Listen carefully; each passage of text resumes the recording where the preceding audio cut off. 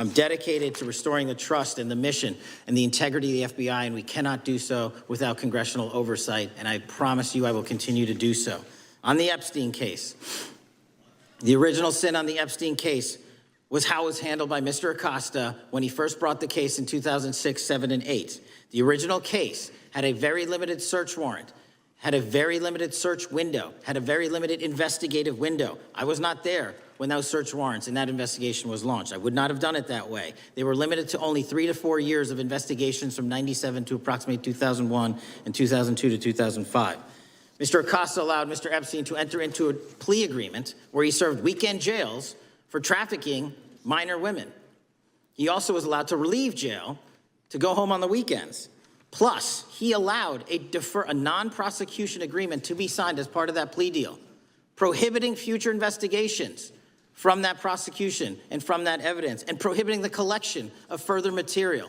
That is the original sin. We are working with Congress to produce more than any administration ever has material on Epstein. And I welcome the challenge to tell us that we are not being as transparent as the law allows. We even went to court and asked the judges to lift those prosecutorial agreements and to lift those court order seals, and they denied us 3 times. Congress is welcome to do the same and join the fight. And I'd lastly like to focus on operation that the president led in D.C. Because of this, we are taking this fight in D.C. to every single city across the country. 2,100 arrests in the last month alone. D.C. has seen a 60% decrease in gun crimes, 75% decrease in carjackings, and 53% decrease in homicides in our nation's capital. And rightly so. We're bringing that fight to the streets of America. I want to thank you for your support, and I'm proud to be the director that leads this FBI into a new headquarters building that they've needed for decades, saving the taxpayer $3.5 billion, and also providing our workforce a safe environment. If you don't know the calamity that is the Hoover Building, I invite each and every one of you to walk around. I'll give you a tour myself, and you can see where the cement falls on the heads of our employees that is only to be saved by netting. Just to give you an example. Thank you for support to our mission. And I do want to highlight one thing about D.C.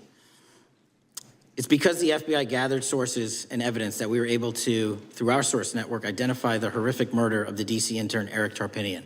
And I've spoken to his family, and we are working to bring them justice. And Mr. Chairman, in my 16 years, now my 17 years of government service, if anyone has any questions about my service, bring it on. Yeah. Information. Truth is freedom. Is Newsmax. It's real news for real people.